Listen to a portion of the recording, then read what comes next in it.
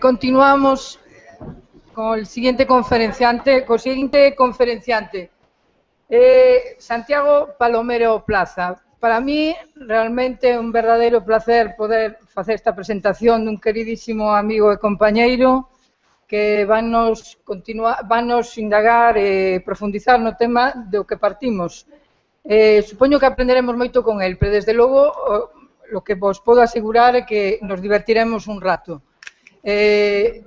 Santiago é tamén conservador facultativo de museos, como dixe un querido compañeiro, é director do Museo Sefardí en Toledo e tamén el foi director dos museos estatais durante unos anos no Ministerio de Cultura. Os deixo con el xa. Pues muchas gracias por la presentación, aunque mi amigo Sierra la hace mejor porque dice una frase que es de la mar el mero y de la tierra el palomero. Más fácil, más didáctica, pero bueno, se agradece. Aunque es impresentable este chico, pues se agradece. La verdad es que cuando uno llega a una ciudad, bueno, hay una cosa que siempre se me olvida y quiero hacer, y es agradecer a los organizadores, porque a mí se me olvida siempre. Pero esta vez no lo quiero hacer porque detrás pone Consello de Cultura Galega. Y eso es un honor, porque no pone Consello de Educación, Cultura y Deporte Galego, no pone otras tonterías. Entonces se agradece mucho que alguien tenga la cultura todavía, en estos tiempos de crisis, digamos, en primera línea. También agradezco al Cabildo de la Catedral por la escenificación que se agradece, ya puestos a agradecer, y por supuesto al gaitero, naturalmente. Entonces, y a ustedes, naturalmente, por venir aquí hoy a escuchar a este humilde debate, que es lo primero que hace cuando llega a una ciudad por la mañana. Hay algunas cosas que las ciudades hablan. Las esculturas de una ciudad hablan, las calles, y el despertar de una ciudad también habla. Yo esta mañana me levanté muy temprano para andar la ciudad y para ver cómo se despertaba. Y a las 8 de la mañana por ahí estaban en la Plaza Dos Platerías y se me acercó un individuo con barba y me dio un abrazo muy grande. La verdad es que me dio un poco, porque venía con una botella, claro, y con una... yo no sabía si venía con buenas o malas intenciones, si a esas horas estaba solo. Y entonces me dio un abrazo y la verdad que me dio un vuelco el corazón, porque yo no conozco a nadie así en esta ciudad que no sea los 3 o 4 amigos de museos. Me parecía raro. Y me dio un vuelco porque la verdad es que llegué a pensar que era mi amigo Víctor Pérez Uteriño, que se había dado la bebida a las 8 de la mañana, porque claro, con esa situación bimuseal que tiene el Museo de las Peregrinaciones, yo pensaba que había envejecido y que se había dado la bebida. La verdad es que ese susto que me llevé, luego se me quitó. Dije, parece que no es viejito, parece que no se ha dado la bebida, parece que el museo sigue en el mismo sitio, porque estaba en esa situación bimuseal, y me alegré mucho. No sé si el tipo es un habitual, me ha dicho que se llama Alfredo, que tiene 53 años y cumplía los años, y que estaba solo, y entonces he tenido que beberme con él un poco de whisky, que no me apetecía, pero cómo lo iba a hacer ese feo. Así que cualquier cosa que diga, pues sean ustedes como con Alá, clementes y misericordiosos conmigo, porque a esas horas ese ha sido mi desayuno de esta mañana. Y bueno, pues, ¿qué le vamos a hacer? La vida es así. Mi conferencia no tiene PowerPoint, no tiene nada hablar con ustedes, y solo tiene una canción que se llama Resistiré, y que es lo que vengo a decirles. Nosotros tenemos que resistir. Y ya saben que la versión original es del dúo dinámico, pero yo he encontrado una versión de la película Atame de Almodóvar que me parece más apropiada, porque además la canta Banderas, la canta Loles León, la canta Victoria Abril, entonces tiene como más gracia. Y ese es el final de la conferencia y el principio. Yo les voy a decir 3 o 4 cosas generales. La conferencia está escrita, por tanto me voy a saltar muchas cosas, pero sí quiero hacer una introducción a lo que es la situación general de los museos en Europa, América, para que tengamos una idea. También esa sería la primera parte. Lo que pasa es que yo le pongo títulos divertidos porque si no te aburres leyendo. Y la primera parte se llama De Homer Simpson a Harry Quebert, que es un libro reciente que ha hecho un suizo en francés, que es una especie de bestseller como el de Millennium, pero muy bien escrito, muy original, que narra la aventura de un escritor al que se le descubre un asesinato en una pequeña ciudad que se llama Aurora. Pero lo que a mí me interesa de esa ciudad es otra cosa, es que hay allí digamos, uno de los protagonistas es un pastor protestante y tiene que fusionarse las iglesias que dirige porque no hay fieles, y un poco como los museos. Desde esa perspectiva lo traigo. Y a Homer Simpson ya lo conocen, y si no lo conocen es importante que lo conozcan porque en su guía de los contenidos se habla bastante de museos, aunque no lo crean. Después de esa primera introducción, en la que sí hay una parte que me interesa estadística, que les voy a aconsejar un libro porque lo vean, porque merece la pena para la reflexión que queremos hacer aquí, pasaré revista a un poco la situación de lo que es lo que nos piden a los conservadores, los diversos modos durante los cuales nos hemos desenvuelto en el siglo XX y lo que nos piden en el siglo XXI. Y hablaremos algo de sostenibilidad y de esos documentos más importantes que hay. Esa parte se llama del modo taxonómico al modo resistente. Y la tercera parte, que es la que yo quiero traerles aquí con más cariño, es lo que yo me he inventado para ustedes, que es un breve manual de supervivencia. Mi artículo, que yo les he escrito a ustedes y se lo colgarán, se llama Breve Manual de Supervivencia para los Museos en el siglo XXI. Museos mutantes versus museos zombies. Entonces, les hablaremos de museos mutantes y de museos zombies, y lo que les quiero proponer son, de alguna manera, porque yo vengo del Museo Sefardí, un museo también relacionado con la cultura judía y con Moisés, les quiero proponer los 10 mandamientos para que, y además en este escenario tan irreal que tengo aquí al lado, pues es lógico, incluso voy a hacer alguna corrección, cuando hablo de los mandamientos, haré alguna corrección teológica a los mandamientos, y es que he pensado que este sitio es idóneo para hacerlo, porque hay algún mandamiento que yo creo que está mal formulado y lo reformularé. Acabaré con unas conclusiones breves, un poeta y un resistente, y el epílogo es el resumen de esta conferencia, que hay que resistir en definitiva. Y para empezar, nada mejor que hacerlo con la definición de museo que da María Bolaños. Es verdad que mi antecesor ya ha puesto una definición, la canónica, vamos a decirlo así, nunca mejor dicho, enfrente de esta catedral, y sí que me ha gustado que él mencionara a Orhan Pamuk, porque sí que es un escritor muy especial, a mí me gusta mucho toda su obra, pero en particular el libro El Museo de la Inocencia, me parece relevante que lo leamos todos los que trabajamos en museos, porque es una declaración de amor a los museos, sobre todo a los pequeños museos. El libro en sí también es una historia de amor, bueno, más que de amor, de pasión desbordante entre una chica y el protagonista, y además el libro tiene algo que es importante, que es la entrada. El libro regala la entrada al Museo de la Inocencia, que está en Istambul, otro de los libros también escritos por Orhan Pamuk. Entonces el libro es estupendo porque tiene historia de amor y pasión, vamos, tiene de todo. Entonces tiene museos y tiene, digamos, un recorrido por museos de Europa que yo creo que es bastante pertinente traerlo aquí. Pero yo les quiero traer una definición diferente, que es la de María Bolaños, que es amiga y directora del Museo de Valladolid, Museo Nacional de Escultura, el Prado de Escultura, en el que además hoy se inaugura una exposición de un artista relevante, de Bernardí Roig, un artista contemporáneo que hace esculturas muy curiosas, de seres que siempre son los mismos, con luces o con televisiones que los miran, y ha metido esas luces y ese color en blanco y negro en la policromía clásica del 16 y 17 de ese museo, y creo que es una persona que sí que sabe hacer relevante un museo. Pero esa definición de museo, que está en el prólogo y mucha gente no la lee, me parece pertinente para este lugar. Dice así: a pesar de parecer una categoría permanente y una institución segura, el museo es un espacio inestable. En realidad, por una visión teleológica, llamamos museo a una pluralidad heterogénea de prácticas que incluye sacrificios a los dioses, amasamiento de riquezas, objetos robados a pueblos vencidos, manías privadas, recintos al servicio de ideas como la nación o el progreso, o centros de experimentación para los artistas. Su historia, por tanto, tiene mucho de fortuito, de irregular, de súbitas muertes y resoluciones, y ha mostrado una capacidad excepcional para atribuir a los objetos valores distintos y someterlos a distintas reconfiguraciones para cambiar sentidos e intenciones según las épocas y los gustos. Es una definición para repensar un poco la función de museos y también para que veamos cómo no solo hay una definición clásica, sino que también hay una parte en la que nosotros casi nunca miramos, nuestro lado oscuro, pero que me gusta mucho, como lo ha dicho María. Ese lado oscuro del futuro también hay una forma de verlo, por eso he puesto a Homer Simpson, que es en el cine y en el cómic. El cómic es un modo de acercarse al futuro diferente y una cura de humildad para los museos, porque no solemos salir nada bien parados. Por ejemplo, en las series que ven mis hijos, Los Simpson, Futurama o Familia Feliz, de dibujos animados, son bastante bordes y irónicas con la vida de la América profunda, pero la visita cultural más importante que hacen los niños de Springfield, por ejemplo, es a una fábrica de cartón.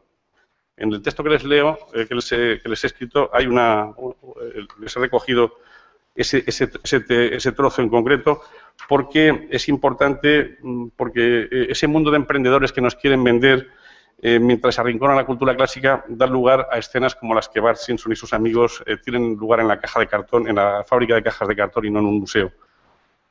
En la serie de Los Simpson hay unos museos imaginarios. La Sociedad Histórica, una senda educativa que lleva a lugares especialmente aburridos, el Museo de Bellas Artes de Springfield, el Cienciómetro de Springfield. En fin, no se los voy a leer aquí, pero sí es importante que vean como Matt Groening, un crítico americano, que yo creo que en el fondo es el Bart Simpson que sale en la serie, un pequeño gamberrete como Alex de la Iglesia en España, yo creo que recrea muy bien ese otro lado que nosotros no vemos de los museos.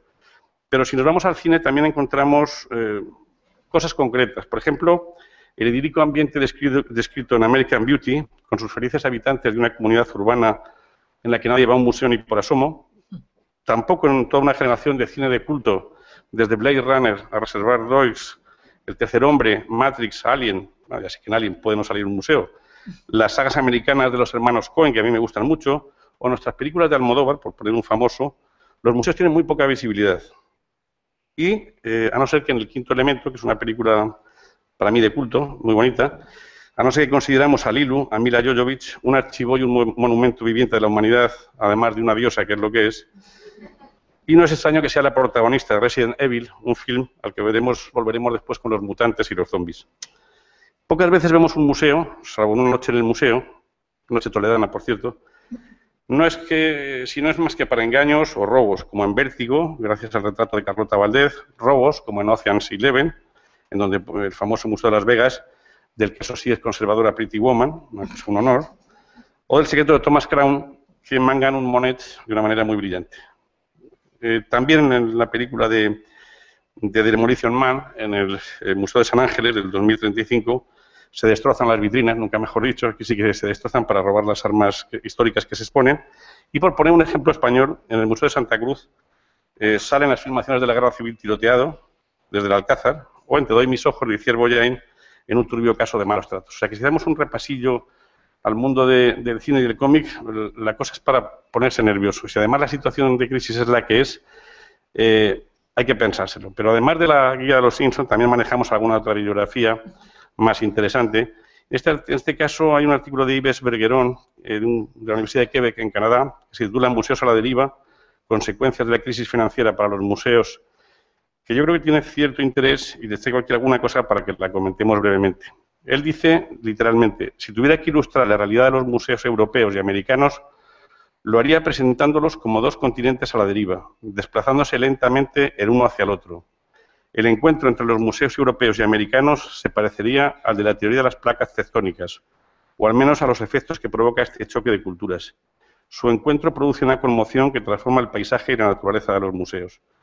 Y realmente ahora todavía es más difícil la situación porque, además de esa situación de continentes que van a luchar, que se van a chocar en las placas tectónicas, hay verdaderos terremotos internos en las dos zonas. En Europa hay muchos museos, se tiende hacia una ola de privatizaciones en los museos centroeuropeos y del norte, y sin embargo en América del Sur se tienden museos de políticas públicas en los países emergentes, el caso del Brasil, que yo conozco bien, y por tanto ese choque de placas tectónicas que va a suceder en el siglo XXI es interesante y estará por ver si triunfan, digamos, las placas tectónicas fuertes de la privatización o las de las políticas públicas, o surge un modelo mixto que desconocemos. Si nosotros analizamos la situación de América, la comparamos un poco con Europa, vemos que allí han surgido primero los museos de ciencias, los museos de historia, pero con un contenido un poco distinto a los nuestros, por muchas razones. Por ejemplo, si uno visita la Smithsonian, pues se encontrará que hay objetos que nosotros definiríamos como recientes y que para ellos son verdaderas reliquias, como el modelo Forte, como los zapatos del Mago de Oz, o como el autobús legendario del Henry Ford Museum, en el que la afroamericana Parks se negó a ceder su asiento a un pasajero blanco en Alabama y dio lugar a la famosa revolución de Luther King y a la I Have a Dream. También el patrimonio natural allí se ha desarrollado antes que nosotros, y las famosas películas de Oso Yogi que veíamos en el parque de Yellowstone, han sido muy cuidadas desde el principio por muchas razones. Y además allí los parques nacionales y los sitios históricos tienden a una interpretación muy clara y a una museografía muy americana, muy escenográfica. Y los museos de arte, por ejemplo, pues realmente, digamos que además de los que han venido con cosas de Europa, han desarrollado mucho los museos de arte contemporáneo y quizás como un concepto de oposición del gobierno en plena Guerra Fría con Rusia y con el comunismo, oponiendo el arte abstracto americano y el pop al realismo social del bloque comunista. Pero la mayoría de los museos en América son museos privados y esto, en otras cosas, se ve en los museos de Springfield. En el Museo de Springfield, por ejemplo, el Museo de Bellas Artes solo tiene copias. Es la Galería de Arte del profesor Lombardo, un tipo vestido siempre de negro y con gafas negras, el que corta el bacalao en el arte contemporáneo. Y contrasta con las corbatas y las vestimentas antiguas de Hollis Hulburt, el conservador tradicional del Museo de la Sociedad Histórica. Si nosotros hiciéramos un estudio tipológico de museos americanos y europeos, encontraríamos, para tener en el debate, cosas importantes. Por ejemplo, digamos que en museos americanos casi el 45% son museos de historia y etnología. Son estos museos de sociedad, el corazón de la red museística. En segunda posición estarían los museos de ciencias, que representarían el 35%, y finalmente los museos de arte, que constituyen el 16%. En Europa la mayoría de los museos son de titularidad y gestión pública, o eran, y en el caso, sin embargo en Estados Unidos son de titularidad pública. Hay un libro reciente que yo les aconsejo mucho, que se llama Museos, Arqueología, Democracia y Crisis, editado en teoría por Rafael Azuar, que es un verdadero manual de datos estadísticos tomados del registro del 2008, pero que son muy importantes porque es la primera vez que alguien da datos concretos de ratios digamos, de tantos por ciento, e incluso por comunidades autónomas, lo cual también te da un poco que pensar en algunas cosas. Lo que dice Rafa Azuar, que fue realmente director y creador del Museo Arqua, el museo que hay en Cartagena de arqueología subacuática, y la persona con la que yo he trabajado, pues lo que nos dice es que la mayoría de los museos en España son de titularidad pública. También agradezco las trompetas, por favor, este motivo. No pasa nada. Estos museos europeos y en España, digamos que por hacer una rápida comparación con los americanos, daría el siguiente resultado. Si nosotros unimos los museos de Bellas Artes en España, sacado de la información de Rafa, de arte contemporáneo, de arte decorativas y casas museos, suponen casi un 45% de nuestros visitantes. Es decir, lo mismo que en América eran de historia, aquí son de arte. Y acuérdense que en América eran el 16%. No es extraño, por tanto, si tenemos en cuenta que el Prado, el Reina Sofía, la Thyssen y el Guggenheim fueron visitados por más de 10 millones de personas. Si unimos arqueológicos y museos del sitio, el porcentaje sería del 15%. Y los museos de ciencias ocuparían, junto a los de ciencias naturales, un 10%, mucho menos que en América, que son mucho más. Y este sería un poco, muy de una manera genérica, el retrato general de la diferencia entre España y Europa, y en este caso, en el libro de Rafa, que les aconsejo mucho que lo lean, verán muchísimo más datos, incluso datos de ratios de comparación entre Europa y España, que son, yo creo que, muy importantes. Ante la crisis económica, Bergeron describe claramente la amenaza que se cierne sobre los museos en el sentido global, de que los distintos organismos gubernamentales nos piden cada vez con más claridad que recortemos la financiación pública y que nos busquemos la vida, en definitiva, porque ellos van a ir recortando, queramos o no. En América del Norte los museos tienen una situación distinta, sobre todo, y en América del Sur también, afortunadamente, porque las políticas públicas se están ocupando ahora de ellos, pero el problema es que, salvo excepciones en países emergentes como Brasil o China, los museos vamos a sufrir recortes en toda Europa con toda seguridad. Y, de hecho, van a afectar, y ya le están afectando al personal y a las actividades, incluso a las plantillas. En el caso americano, la tradición de mecenazgo, con leyes y la consideración de organismos de lucro, sin ánimo de lucro, hace que los pequeños museos mamíferos privados sobrevivan mejor a la crisis. Y los miembros de sus patronatos, esos tan denostados patronatos, algunos desaparecidos como el del Museo de Pontevedra, aportan no solo su dinero, autonomía, sino pequeñas ayudas de los gobiernos locales y de las empresas de la zona, asegurando una correcta financiación de los centros y una política de gestión adecuada.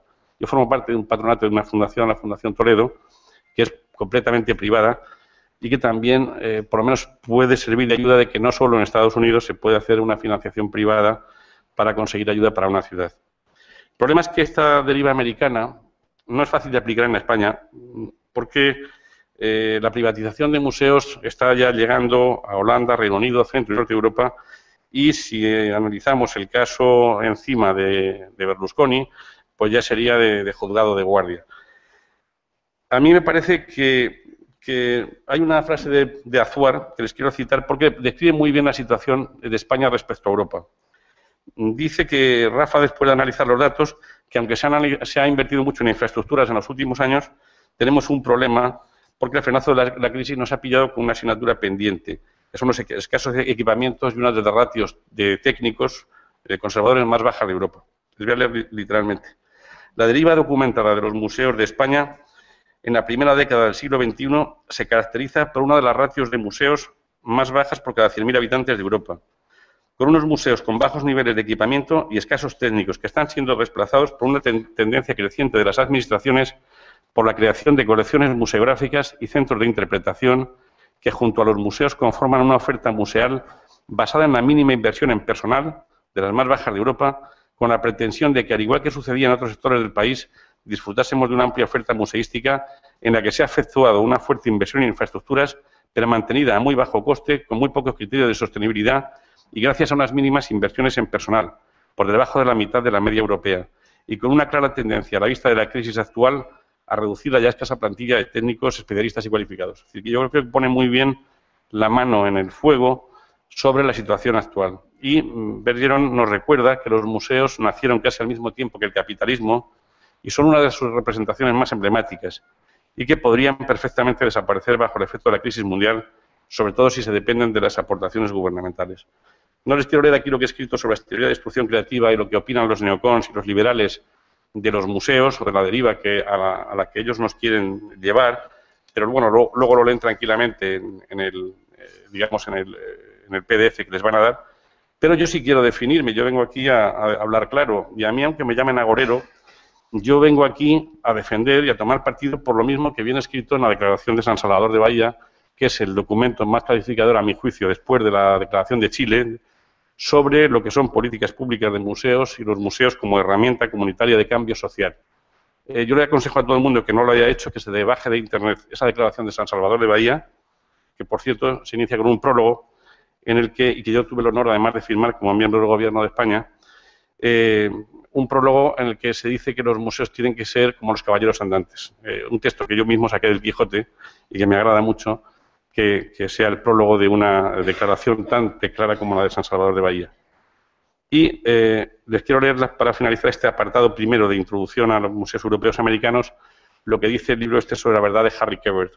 Se sitúa en una pequeña población de la América profunda que se llama Aurora, un nombre ficticio, pero sí allí se habla de esas dos iglesias presbiterianas que de alguna manera pues tienen que fusionarse porque no tienen más remedio por falta de fieles. Y dice así el libro: hace 15 años la parroquia de Aurora se fusionó con la de Montbury por razones económicas. Vendieron el edificio. Ahora los fieles van a Montbury los domingos. Donde pone parroquia, lean museo. He pasado delante de su antigua parroquia, dice el protagonista. Se ha convertido en un McDonald's.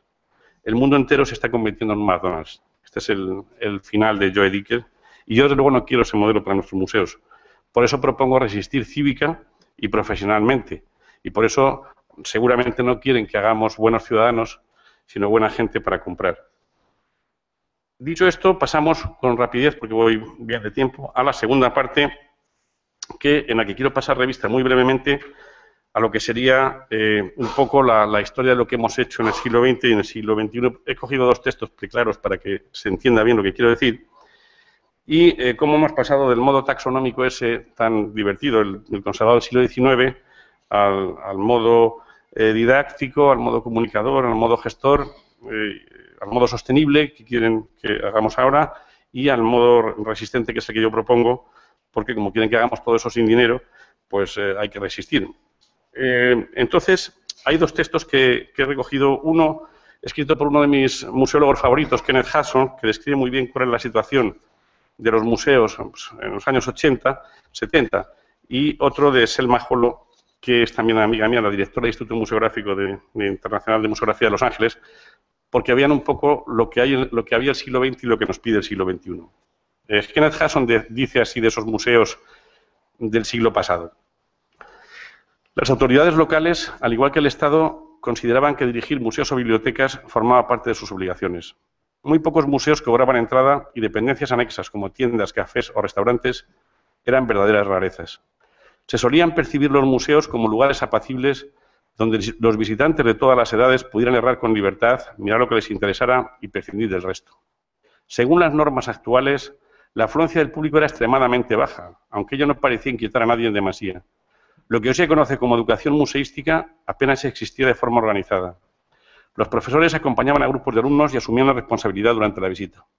A diferencia de lo que sucede ahora, el dinero, para bien o para mal, estaba ausente de la atmósfera del museo y ninguno se consideraba como una empresa en el sentido crematístico del término. Y la idea de que sus directores y conservadores debieran poseer conocimientos de gestión parecía absurda. Trabajar en museos se consideraba, no sin razón, una labor tranquila y recoleta. Se trataba de un empleo seguro con el que uno podía esperar alcanzar la jubilación. Bueno, esto sería antes de que mandara Rajoy. Ahora ya tenemos esto más difícil. Después, digamos que de esta descripción un poco con sentido del humor de Hudson, como él tenía siempre, es verdad que el paso de las nuevas museologías, de los museos como instituciones culturales dirigidas al servicio de la comunidad, ha traído otras consecuencias. Pero este nuevo modelo de las nuevas museologías, el modelo un poco de los directivos americanos de gestión, de planes directores, de planes estratégicos, ha traído al siglo XXI una fiebre diferente a la que se ha añadido ahora la fiebre sostenible, que es entendible, pero que también nos da problemas a los pobres conservadores que tenemos que digerir todo eso en un corto estado de tiempo. El estado de la cuestión del siglo XXI lo explica muy bien en este modelo empresarial de gestión mi amiga Selma Jolo, que tiene un libro que yo también les aconsejo, que está editado en inglés y en español. Es verdad que el español es... ella tiene dos libros buenos, Billón de Prado, Más allá del Prado, que también está traducido al castellano y que habla un poco de los museos en España en los 90 y de los museos periféricos y las comunidades autónomas, y Beyond the Turnstile, que sería Más allá de la taquilla. La versión inglesa es mejor, sin ninguna duda, y además hay una traducción que se ha hecho en la UNAM de México con una especie de mexicano-español un poquito, en fin. Yo, por ejemplo, no hacía más que corregir sostenibles porque ponía sustentables, pero luego me he enterado que en gallego se dice sustentables también. Entonces, a lo mejor ustedes lo entienden mejor que yo.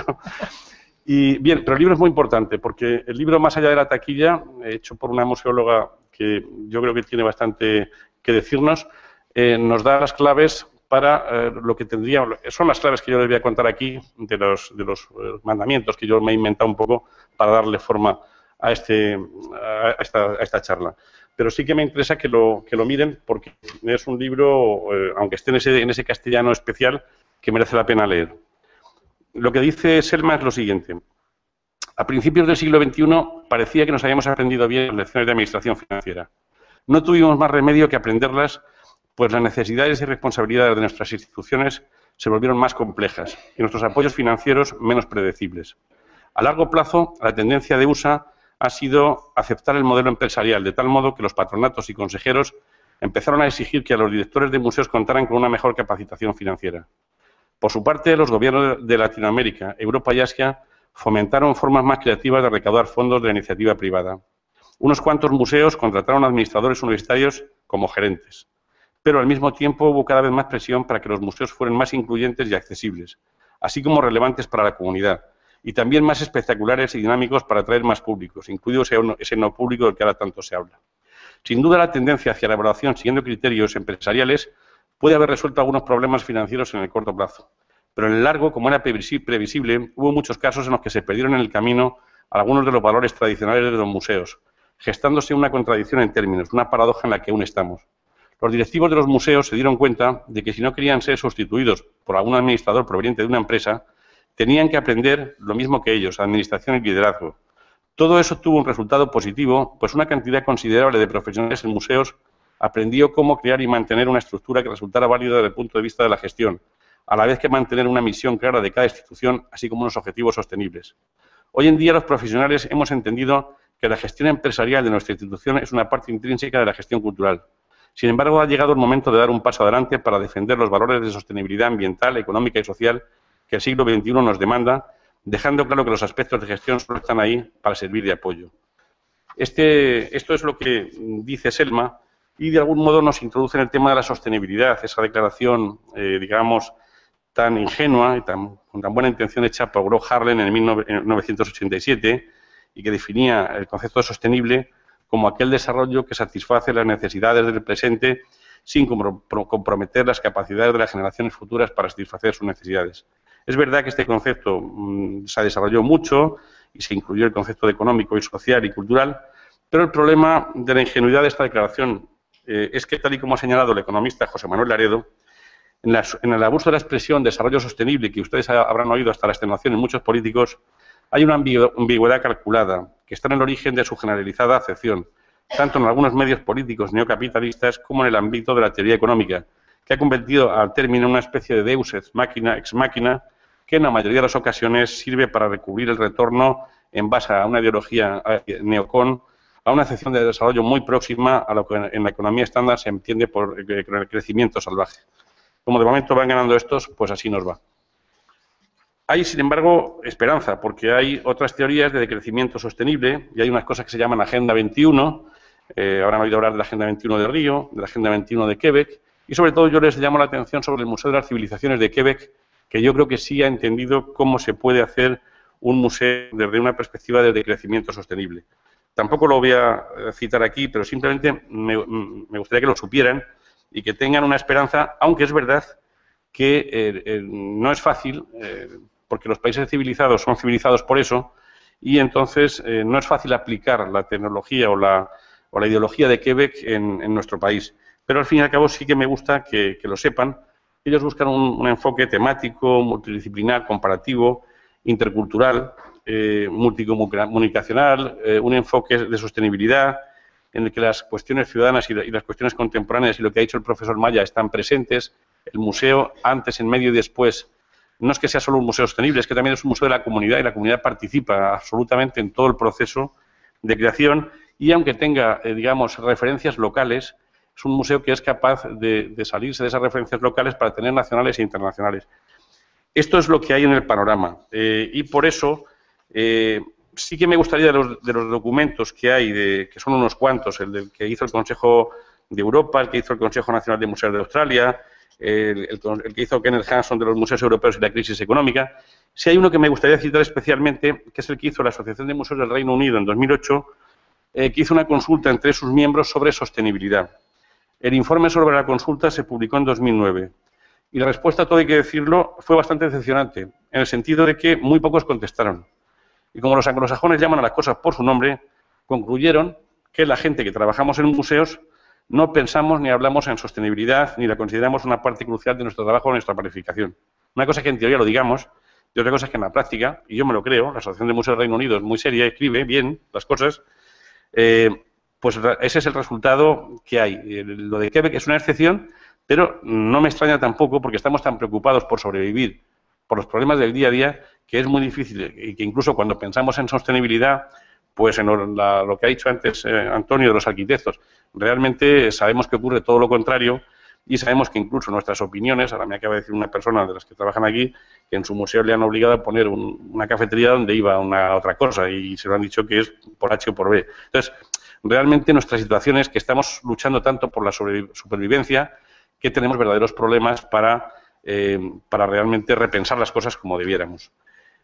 Por eso propongo que en este estado de la cuestión, en España, por muy bien que tengamos los deberes hechos en otros países, yo creo que nuestra situación actual solo nos insta a sobrevivir.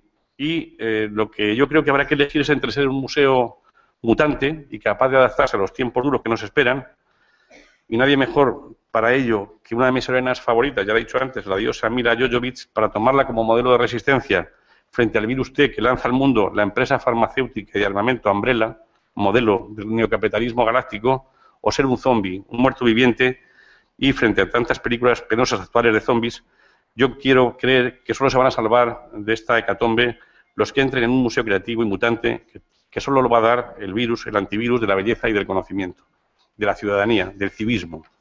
Así pues, vamos a entrar en la tercera y última parte, que es el breve manual de supervivencia, que es lo que hemos venido aquí. Lo mejor es empezar por un chequeo, y no me gustan los DAFOs al uso, porque son muy reglados. Me parece más sensato empezar por lo que yo llamo las 4 preguntas de Kenneth Hudson. ¿Por qué? ¿Cómo? ¿Dónde? ¿Cuándo? Todos los museos teníamos que preguntarnos eso. Y sobre todo, el concepto de museo necesario o innecesario. Es decir, un museo innecesario es muy fácil de definir. Es aquel que nadie se quejaría o se daría cuenta si ese día cerramos las puertas. Por ejemplo, el museo ese de las peregrinaciones que hay ahí es un museo innecesario. Yo he ido hasta cerrar la puerta, me ha parecido normal. Digo, bueno, tal. Yo me haría unas preguntas básicas también, aparte de esas 4 preguntas fundamentales. ¿Por qué nuestro museo es relevante o útil para la sociedad? ¿El modo en que hacemos que ese museo sea relevante es el que nos piden los usuarios? ¿El lugar en el que hacemos esa magia de hacer más felices al salir que al entrar a nuestros visitantes es confortable, accesible, atractivo, especial? En el siglo XX esas preguntas podían haber bastado, pero con la entrada del XXI hay que añadir unas cuantas más. Por ejemplo, ¿sabemos gestionar a largo plazo nuestras colecciones y la supervivencia financiera de nuestro legado? ¿La comunicación de nuestras actividades llega por diversos canales a través de los sistemas multidireccionales, desde la clásica agenda, las redes sociales, la web o el boca a boca? ¿Conocemos a nuestros públicos y sus intereses, filias y fobias y a los que no vienen a vernos y sabemos por qué? ¿Sabemos relacionarnos con otros museos como nosotros o diferentes y trabajar en red, así como colaborar con las instituciones, si se dejan, que nos rodean? ¿Estamos preparados para sobrevivir en tiempos de crisis, aunque debamos mutar o ser simbióticos o incluso parásitos si la cosa se pone fea?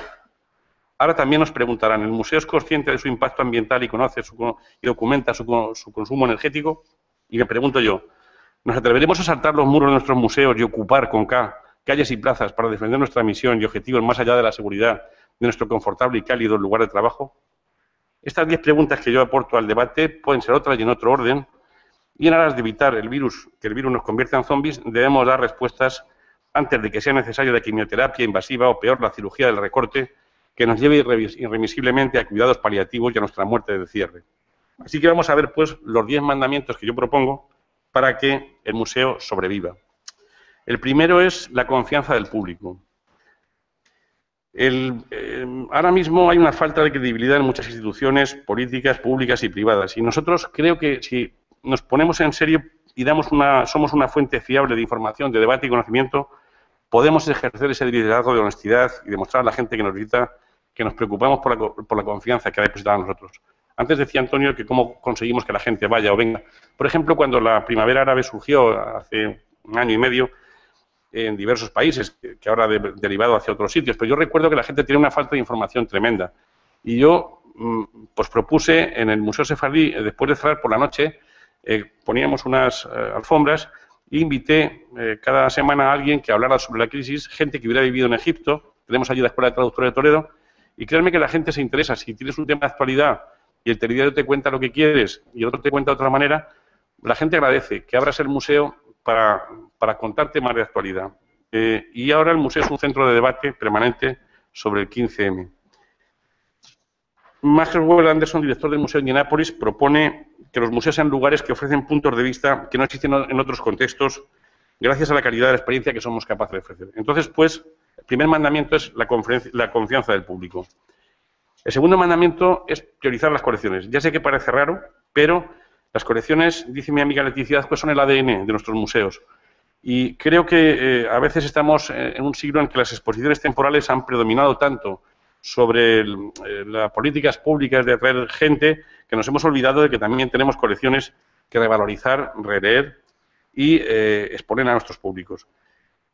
También es verdad que estas colecciones ya están accesibles en Ceres, en Europeana, en otras plataformas, pero creo que no tenemos que olvidar priorizar las colecciones. Muchas veces se cree que eso es una cosa que no está de moda, pero yo creo que hay que volver, aunque yo estoy seguro de que van a convivir las exposiciones temporales con las permanentes, sin ninguna duda, creo que es importante que tengamos en ese mandamiento priorizar nuestras colecciones.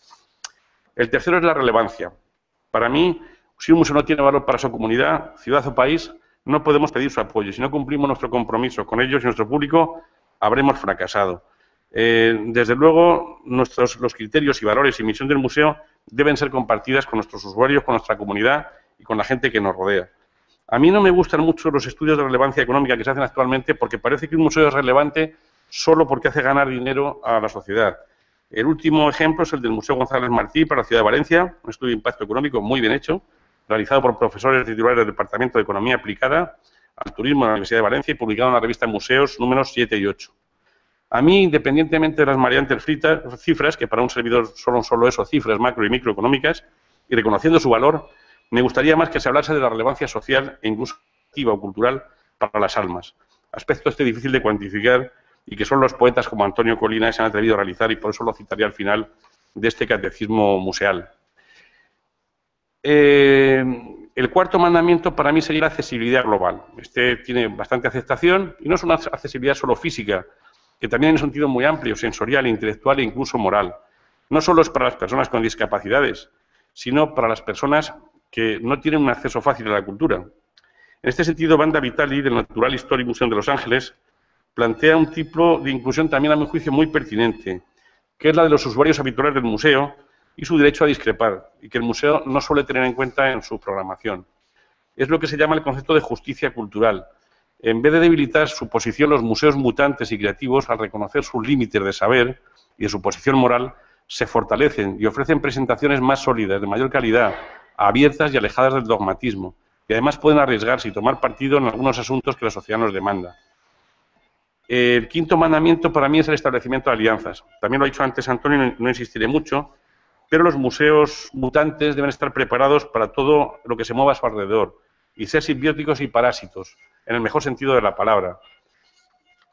El caso de Ibermuseos, por ejemplo, es un buen ejemplo al respecto. A mí me tocó ponerlo en marcha desde el Ministerio de Cultura, pero que 22 países declaren y tengan un programa que hoy pueden seguir en Internet, entren en Ibermuseos y vean lo que hacen, me parece que es una de las formas más originales de unirse en alianzas. Además, las alianzas son lo que ha salvado al hombre desde la prehistoria, ¿no? Uno de los mejores ejemplos que yo conozco es el de la Fundación HARP en Oaxaca. Tampoco les voy a leer aquí todo lo que hace, pero son una fundación excepcional, porque no solo plantan árboles, sino que cuidan archivos, hacen bibliotecas, hacen museos, y además la Fundación HARP, como el libro del Museo de la Inocencia, surge de una historia de amor entre un multimillonario al que secuestraron y cambió su vida, y una conservadora, María Isabel Greñén de Porrúa, que es la directora de la fundación, y que esta historia de amor acabe en una cosa que es capaz de cambiar una ciudad, pues es emotivo y es bonito. El sexto mandamiento, que es uno de los que más me gusta a mí, es el de ofrecer experiencias auténticas. En la realidad, este sexto mandamiento, y he hablado antes de reformulación teológica, creo que está mal planteado. No sé si ustedes, los más jóvenes, conocen el catecismo. Yo soy, porque tuve el honor de ser Premio Nacional de Catecismo en mi currículum, y por tanto tengo un conocimiento verdadero sobre el tema. Miren ustedes, el sexto mandamiento es no cometerás actos impuros, vale. Pero es que el noveno es no consentirás pensamientos ni deseos impuros. Pero vamos a ver, eso está mal formulado. ¿Desde cuándo alguien comete un acto impuro así? Porque si se levanta por la mañana y dice voy a cometer un acto impuro, no. Antes lo piensa, antes lo sueña. Entonces está mal formulado. Tienen que decirle a Rouco, ahora que lo va a jubilar el Papa, que por favor en estos paseos que se va a dar por la ciudad reformule el noveno mandamiento y el sexto y los una, los fusione, como vamos a hacer los museos, y hagan algo sensato. Este sexto mandamiento a mí siempre me ha gustado mucho, la verdad. Es sin ninguna duda el mejor de los mandamientos. Yo recuerdo una historia cuando era pequeño, que estudiaba el catecismo, que había un puente de cristal con 10 escalones y que a mí me daba mucho miedo por la noche, porque realmente es que yo no pasaba ningún día el puente. O sea, por H o por B siempre caía en alguno de los mandamientos. Pero en este en especial, este era un mandamiento muy malo. Si habías pecado, y yo tengo ya asumido que por ahí, por el sexto, iré directo al infierno con mis amiguetes. Es difícil llegar a un consenso sobre qué es una experiencia auténtica, pero yo creo que los museos tenemos que saber transmitir que lo real, los objetos que atesoramos, la memoria y la belleza del conocimiento que dan, son capaces de mover el mundo. Y si no lo creemos nosotros, no lo va a creer nadie. Entonces yo creo que ofrecer una experiencia auténtica es realmente la parte más importante de un museo. Si un museo no hace experiencias auténticas, por ejemplo, el Museo de las Peregrinaciones, de aquí al lado, no peca contra el sexto mandamiento, pero no por acción, sino por omisión. No hace eso. Yo creo que incluso, fíjate, hay gente que discrepa, porque normalmente nosotros decimos, bueno, vamos a enseñar al público, vamos a hacerle la visita de una forma diferente, pero, por ejemplo, hay un catedrático de la Universidad de Chicago que dice algo muy crítico con nosotros. Dice, una experiencia auténtica es aquella en la que la percepción de quien observa carece de mediación absolutamente.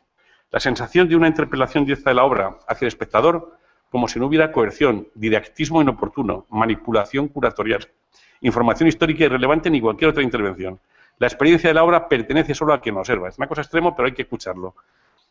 Propone una serie de estrategias, desde no hacer caso a la museografía convencional a ir solo, sin amigos, a horas de poca concurrencia y a ver solo un objeto, claro, volver muchas veces y cocinarte tú el conocimiento fuera. Bueno, es una cosa pasional, pero hay que tenerla en cuenta, ¿eh? Tiene su gracia.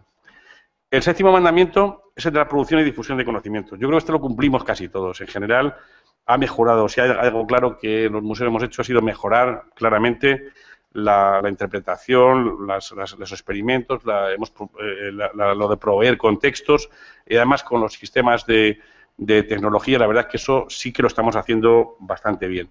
Conocemos a los públicos, medimos un poco, hay un laboratorio de público del Ministerio de Cultura que sí que ha analizado bien cuál es el tipo de público que va o que viene, y yo creo que Graciela de la Torre, que es la directora del MUAC, el Museo Universitario de Arte Contemporáneo de la UNAM de México, una persona interesante, en México la llaman la maestra, porque es la jefa de los conservadores, dice que un museo del futuro debe saber detectar su fuerza cerebral colectiva, incrementarla, explotarla, incluso medirle y darle un valor agregado a sus productos y servicios.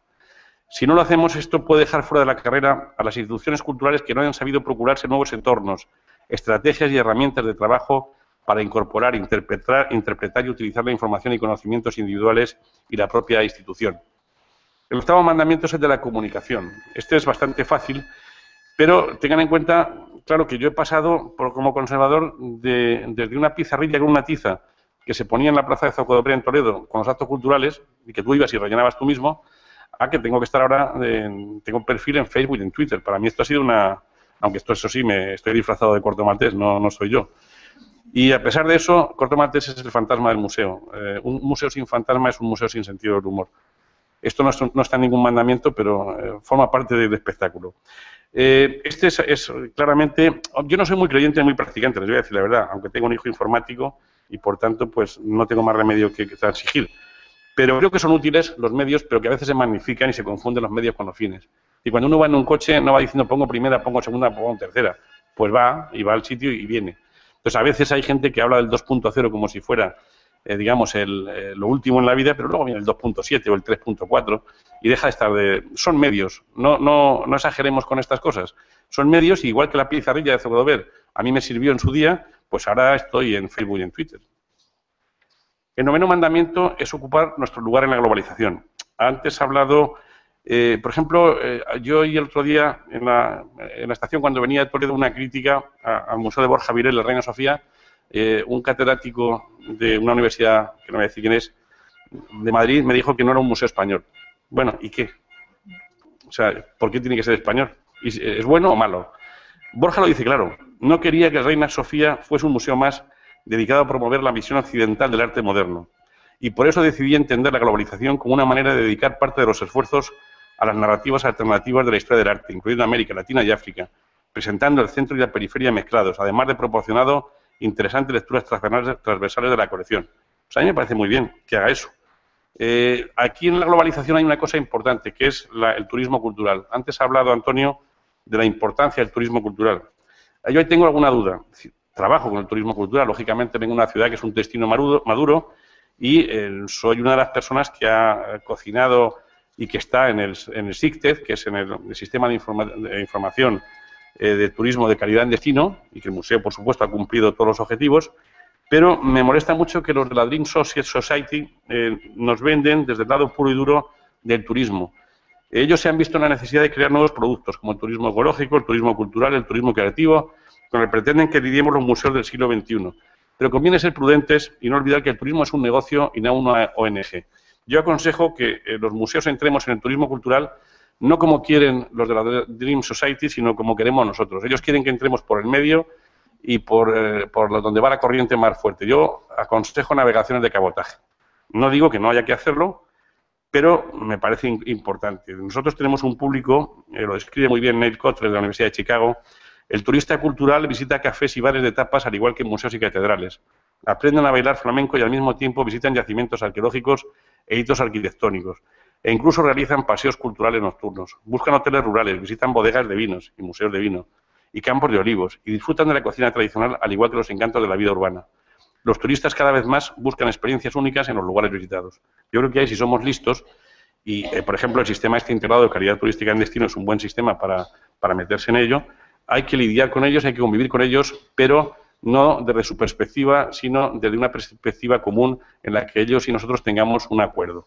Yo tengo propuestos en Toledo y hacemos los encuentros en la judería, que son de turismo cultural, pero tengo buen cuidado en que el museo participe de alguna manera en lo que yo considero ofertas de calidad. Y si hay pan y circo, yo procuro que el museo no entre en ello. Y el décimo, y para acabar, es convertirnos en museos mutantes y, por tanto, creativos. El museo ya no solo es un espacio de reflexión y asombro, sino también un laboratorio, un observatorio y un taller. Y en ese sentido trabajamos. Por ejemplo, el Museo Sefardí tiene, del que yo provengo, un laboratorio multicultural denominado Márquez Villanueva para reflexionar sobre el multiculturalismo y ofrecernos prácticas distintas de la historia oficial, dando voces a conversos, heterodoxos o este año próximo a las mujeres. Del mismo modo, el Observatorio Gregorio Marañón del Sefardí nos permite acciones y debates sobre la paz y la tolerancia. Y el taller de creación Yudá Levi nos ayuda a introducir la creación contemporánea en música, cine y poesía, porque nosotros somos un museo, por ejemplo, turístico, que recibe más de 300.000 visitantes al año, pero queremos ser un museo también para la ciudad y un museo de reflexión sobre lo que pasa en el siglo XX y XXI para nosotros y para la comunidad a la que representamos. Y para acabar, las conclusiones son muy claras. Hay dos. Yo les he traído las de un poeta y las de un resistente. El poeta es Antonio Colinas. Tiene un artículo que a mí me gusta mucho, publicado en un curso de los que organiza Luis Grau en León, que se llama El museo como administrador del olvido, y que dice una cosa muy importante. El museo sana al que acude a él y, en consecuencia, nos salva. La visita a un museo nos saca de nosotros mismos para trasladarnos a otra realidad, para avivarnos la memoria y sumergirnos en mundos que están teñidos por la leyenda. Y nos ayuda también a ver la vida de una manera más equilibrada, porque neutraliza nuestro ego al decirnos que hubo antes otro tiempo que se llevó cualquier tiempo presente. Y así vemos las cosas de una forma más reposada, distinta. Y el museo sana porque es fundamentalmente un espacio para el ocio y para el olvido de una realidad que queda fuera de sus muros, que no nos gusta o que no nos parece completa, sino por ayudarnos, para transformarnos. Al acudir a un museo no solo nos vamos a informar mejor y saber más, sino que ese espacio nos va a hacer diferentes y por diferentes mejores. El visitante del museo logra ir más allá, perdurar desde su lúcida consecuencia, aunque no tanto como perduran las piezas expuestas a las que el tiempo cruel no ha podido vencer. Visitando el museo, nuestro tiempo se dilata y logramos dar un paso más y mejor con la eternidad del instante. Como ejemplo de resistencia, los 10 mandamientos saben que se encierran en dos, y yo he puesto a un poeta y a un resistente. Como modelo resistente he elegido conscientemente a alguien casi absolutamente desconocido, hasta el punto de que incluso habían tejido en torno a él una leyenda urbana que lo daba por muerto. Muerto de un tiro, subido en un escenario por algo tan antinorteamericano como haber fracasado. Si le digo que se llama Sixto Díaz Rodríguez, más conocido por Rodríguez, probablemente les parecerá un tipo de cualquier sitio, pero él es vecino desde hace más de 30 años de su humilde casa de Detroit, justo de esa ciudad endeudada y moribunda de la América profunda. Su historia, narrada en un motivo documental que se pueden bajar de la red, Searching for Sugar Man, que recibió un merecido Oscar, narra su vida y obra, la de un cantante de la época de Bob Dylan, con letras muy duras y sociales que se tuvo que retirar por no vender a pesar de su gran calidad, y que literalmente se borró del mapa, incluso algunos lo daban por muerto, y trabajó de albañil en la derruida Detroit. El destino quiso que su obra fuese un icono en la Sudáfrica del apartheid, y que el autor del documental se llevase la sorpresa de su vida al comprobar que no solo no estaba muerto, sino que seguía componiendo. El emotivo encuentro entre el artista y su público surafricano se produjo en un mítico concierto al que asistieron más de 5.000 personas, y después de la película, Rodríguez ha salido del anonimato, que no de su casa, donde sigue viviendo en Detroit, y da conciertos y giras por el mundo. Yo tuve la suerte de oírlo este verano en el Festival de Montreux, con su guitarra, con su voz y un sentido del humor y una humildad excepcional. Lo que más me llamó la atención en el documental sobre su vida es lo que contaba a las cámaras sus hijas, 3 hijas, y como este padre que quería lo mejor para ellas, las llevaba a las bibliotecas y los museos, en concreto al de San Diego. Me gustó mucho oír hablar de Zurbarán, de Picasso y de Rembrandt a una de sus hijas. Su mejor álbum, Cold Fat, está a la venta, y Rodríguez sigue teniendo los mismos amigos de su barrio y sigue viviendo en su misma casa. Es el modelo de resistencia que les propongo. Y la mejor forma de cerrar, un epílogo, es una palabra hebrea que ustedes usan mucho sin saberlo, y se usa mucho en esta ciudad, que es amén, que es una palabra hebrea. Pero en este caso he decidido que el amén se haga de una forma creativa y participativa, como en la misa, y les propongo que cantemos esta canción de YouTube, que se llama Átame, y que yo creo que es una forma... No sé si daré yo con esto. Mira a ver, ¿por qué no? ¿Quién sabe mirar esto? YouTube, hay una versión de 57.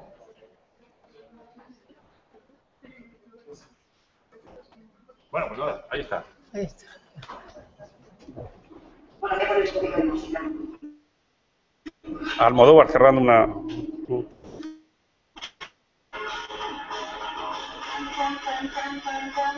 Se puede hacer coreografía, ¿eh? Se puede hacer coreografía. ¿Qué coreografía? Venga.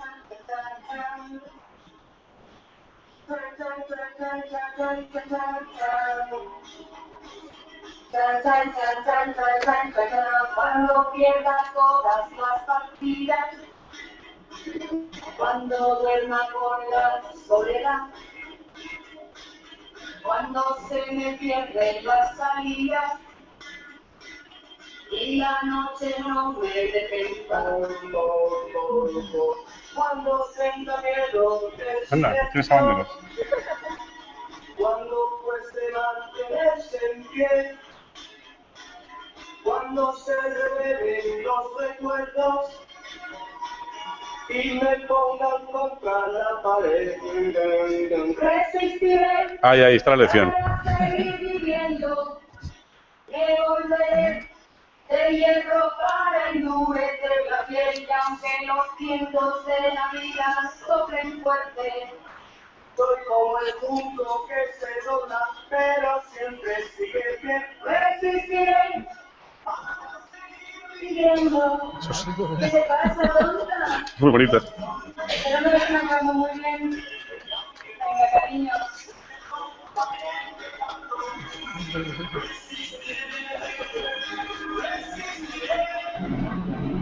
Resistiremos.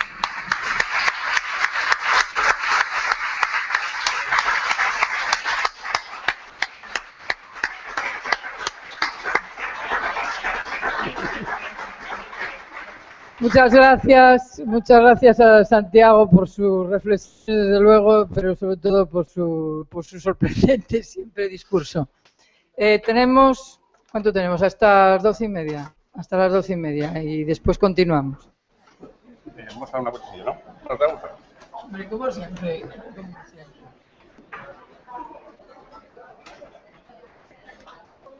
Bueno, no he dicho tu nombre. Anda, que no, anda,